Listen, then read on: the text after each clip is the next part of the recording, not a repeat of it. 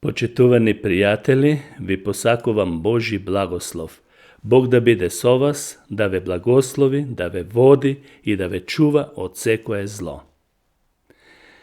Имах 5 клучни работи кои ќе ни помогнат да бидеме во добар контакт или добро заедништво со Бог. Тоа беше најавата од синоќа за денешниот ден. Прво и основно, покајничко срце. Прво и основно е да создадеме секојдневна навика да ги исповедаме или признаваме нашите гревови. Внимавајте, секојдневно, секој ден.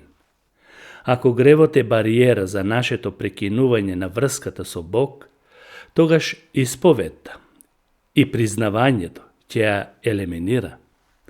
Ќе ја елиминира оваа бариера. Библијата јасно зборува дека секоја исповед на гревот пред Бог е советување дека ќе ни биде простен самиот грев. Во првото писмо од Јован, првата глава, 9 стих, е дадено решението на овој проблем. Ако ги исповедаме своите гревови, пишува тој е верен и праведен да ни ги прости гревовите и да не очисти од секоја неправда. Зборот ако подразбира можност да не ги исповедаме гревовите, бидејќи ако ти дава алтернатива и да и не. Но доколку се одлучиме да ги исповедаме или признаеме, тогаш читаме дека врз основа на Божјата верност и праведност ќе ни бидат простени гревовите, па дури и очистени. Како што вели истиот апостол, и крвта на Исуса Христа не чисти од секој грев. Опростениот грев го обновува заедништвото и започнуваме одење со Бог, како што одеше Енох со Бог. Но треба да се спомне дека исповедта на гревот не е само едно обично кажување од типот «О Боже, жалам за својот грев, јас сум грешник». Исповедта подразбира покаяние од се срце и препознавање дека со гревот му вршам атак на Бог и ја повредувам неговата светост, ја повредувам неговата љубов и него како татко. Исповедта е длабока свесност дека гревот на оној кој се кае е прикован на крстот, преку жртвата на Исус Христос. Тоа длабоко сознание се огледува кај даночникот, кој што, согледувајќи ја својата длабока грешност, тој се удираше во градите, извикувајќи: «О Боже, биди милостив спрема мене грешникот». И Бог му опрости, а оној кој се надеваше на своите дела, Бог не му опрости. Потоа имаме еден друг пример во Стариот Завет со цар Давид, кој што ги напиша псалмите, не сите, но доволно днив. Тој во својата покајничка молитва вели: «Понизниот дух е жртва на Бог, нема да го презреш Боже понизното и покајничко срце». Да, покајничкото срце ќе воспостави добро заедништво со Бог. Потоа многу е важно да го послушаме Бог кога зборува, или да го слушаме Бог кога ни зборува. Ако сакаме заедништвото и нашиот контакт да биде добар со Бог, треба да го слушаме Бог и да го слушаме во се што ни зборува. Тоа сигурно не подразбира надприродно искуство во буквално слушање на гласови. Туку како што вели Петар, и така имаме посигурен цврст пророчки збор и добро постапувате, кога внимавате на него како на светило кое свети во темно место, додека не осамне денот и звездата не изгрее во вашите срца. Тоа е запишано во второто Петрово писмо, првата глава, 19 стих. Зборот што го имаме е Библијата. Само преку Библијата го слушаме Бог што ни зборува, неговиот глас. Библијата е од Бога вдахновено писмо или инспирирано и целото е тоа дадено од Бог. Нема во него човечки инспирација, односно лично од човекот, туку сета Божја инспирација е вметнато во неа. Затоа Павле вели во 3 глава 16 стих: «Целото писмо е од Бог вдахновено и е корисно за поука, за изобличување, за поправање и за воспитување во правдата, за да биде Божиот човек совршено подготвен за секое добро дело. Ако сакаме да сме блиски со Бог, неопходно е пророчкиот Божи збор да ни биде при рака, како што е запишано во Псалм 1, 2 стих. Неговата волја му е во Господовиот закон и за неговиот закон размислува ден и ноќ. Тој е оној верник кој се чува од овој свет и кој што не греши против Бога. А во сето ова дело, Духот, Светиот Дух, ќе ни го толкува писмото и ќе ни го објаснува точно.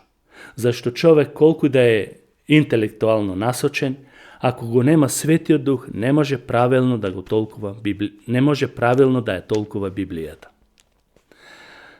Значи, прво рековме покајнички дух, второ рековме да го слушаме Бог во се што ни зборува преку Библијата и трето, здрав молитвен дух или разговор со Бог, зашто молитвата во Библијата е спомната повеќе од 250 пати.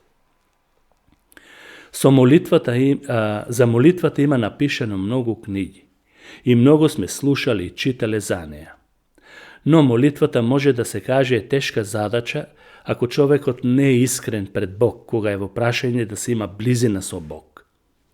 Ако размислуваме човечки, успехот на Исус во неговата мисиска дејност беше токму во осамувањето со неговиот татко. На повеќе места ќе прочитаме и штом Исус го распушти народот, се искачи на гората, за да се моли насамо. Потоа имаме во Матеј 14 глава, а кога се свечери, беше сам таму. Зошто беше сам? За да се моли. Оваа пракса се повторуваше неброено пати. Молитвата бара посветено време и навика.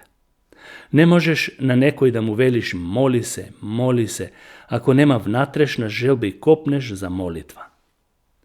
Молитвата има своја суштина. Според едно истражување на еден социолог од Универзитетот на Висконсин, 75% од оние кои се молат во недела, го прават тоа за да се справат со негативните состојби и емоции, како што се болест, тага, траума, депресија, лутина, па и панични напади. Тие што имале лутина, гнев, изјавиле дека молитвата им помага за да ја контролираат емоционалната болка. А некои други доаѓале на молитва од разни причини и биле убедени дека Бог ја видел нивната состојба и тоа им помогнувало, односно подигнувало чувството на самопочит, за да се смират и да не изговараат непромислени зборови во лутина. Ако гледаме на ваков начин на молитвата, тогаш таа е како некоја терапија на душевните болки на луѓето, како што тоа го има во другите религии. Тоа се човечки методи, кои наизглед е поврзување со Бог, а всушност е залажување. Човекот треба да доживее промена или наново раѓање од вода и дух, преку Светиот Дух, за да има траен ефект и резултати. Како прво, молитвата треба да биде пред се да му се даде слава на Бог, со тоа што ќе го светиме Неговото име и Неговата светост. Тогаш Неговата светост ќе се рефлектира во нашиот живот како потврда дека на Него припаѓаме. Второ, ќе го повикуваме да дојде Неговото царство, бидејќи тоа е наменето за нас. Трето, во молитвата се учиме да бидеме поефикасни во спроведување на Божјата волја. Кога тоа ќе го сватиме, тогаш нашиот пристап е исправен. Молитвата треба да ја сватиме како дар и можност да му дадеме слава на Бог и преку неа да ги бараме оние нешта, што се во согласност со Неговата волја кои се за наше добро. Со таков став и принцип, ние сме приклучени или одиме со Бог заедно. Заедништвото со Бог е прекрасно нешто. Затоа, со молитвата, нам ни се дава можност да го делиме нашиот живот со Бог. Второ, со молитвата ни се дава шанса да ја изразиме нашата благодарност за она што го примаме од Бог. Трето, Молитвата ни дава можност да го признаеме нашиот грев или гревови за простување. 4. Со молитвата секојдневно го славиме и го обожуваме Бог. И 5. Со молитвата нашиот живот е под контрола на Бог, не излегува надвор од неговата контрола. Повиканите, за да имаат близина со Бог, ќе го најдат Христовото тело или црквата, за да имаат редовно поклонување и обожување на Бог. Тоа е од витално значење, како 4, поради духовниот раст. Во Псалм 95 народот се повикува да дојде и да му се поклони на Бог, велејќи: дојдете да му запееме на Господ, да му воскликнуваме на тврдината на својот Спасител, да застанеме пред неговото лице со благодарности, да му воскликнуваме со песни, зашто величествен е Господ нашиот Бог, голем цар над сите богови. Бог сака да бидеме во неговото присуство, заедно со црквата. Не би требало и погрешно е да се зазема став дека на Бог можеме да му служиме и без заедничко собирање со црквата. Бог преку други верници ќе ни овозможи да ги примиме неговите благослови. Црквата е негов откуп. Откупот е платен со неговата крв. Лоша варијанта е да почнеш да мислиш дека имаш дома Библија, имаш интернет и од дома ќе ја постигнеш духовноста. Може би моменталната состојба тоа го захтева, но кога ќе помине сето тоа, добро е црквата да се собира заедно и да го слават Господ нашиот Бог. Средбата со браќата и сестрите е Божја волја и општ благослов со искажување љубов и почит едни со други. И блискиот сооднос со Бог зависи од покорноста. Да патуваш со Бог заедно не можеш без покорност, без послушност. Исус им рече на своите ученици: ако некој ме љуби, ќе го чува моето учење. Доказ дека вистински сакаш да си со Бог е пазење и чување неговото учење. Тој во Матеј 11 глава вели дека неговото учење е лесно и не обременува. Апостол Јаков вели пак дека со покорност кон Бог ѓаволот ќе бега, бидејќи кога му се покоруваме на Бог, тоа е противење на ѓаволот. Во Римјаните 12 глава апостол Павле вели или се нагласува важноста да се биде жива жртва. Затоа ве молам, браќа, вели тој, заради Божјата милост, да ги принесете вашите тела во жива, света и угодна жртва на Бог. Тоа да биде ваша разумна служба. Немојте да се прилагодувате со овој свет, пишува апостол Павле.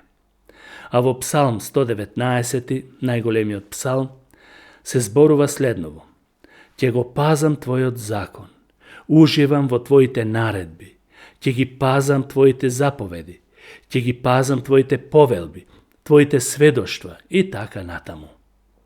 Има еден многу убав стих во прво Самуилова книга, каде што се зборува за Самуил, односно кога Саул сгреши против Бог, со тоа што не ја изврши Божјата заповед. Потоа Самуил дојде и му кажа вистината. И му вели: дали му се на Господ помили палениците и приносите од послушноста кон неговиот глас? Знај, послушноста е поскапоцена од најдобрата жртва. Покорноста е подобра од овни, а непокорноста е како гревот на вражањето. Самоволието е како злостор со идолите. Да, Исус не откупи од гревот, за да бидеме слободни, да живееме во заедништво со Него, да бидеме секојдневно со Него преку Духот и да ги уживаме плодовите од Неговиот откуп. А како краен резултат на откупот, да имаме вечен живот по смртта. Бог те повикува сега. Дојди, покај се, почни да ја читаш Библијата, биде му послушен на Господ и Бог ќе те благослови. Амин.